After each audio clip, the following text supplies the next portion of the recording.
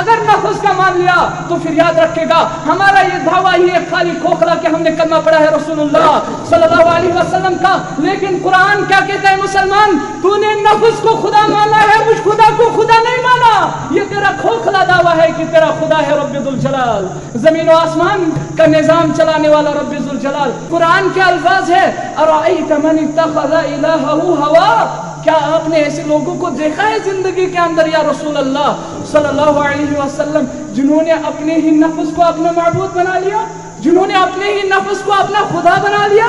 اگرچہ تیرا نام کچھ بھی ہو مسلمان، تیرا نام ہو سکتا ہے عبدالسلام، تیرا نام ہو سکتا ہے عبدالرحیم، تیرا نام ہو سکتا ہے عبدالشکور، یا اس قسم کا مسلمان نام ہو سکتا ہے تیرا، لیکن حقیقت بات یہ ہے کہ قرآن تجھے کہتا ہے اگر تو نفس کی مانتا ہے تو عبدالرحیم نہیں، تو عبدالسلام نہیں، تو عبدالرحیم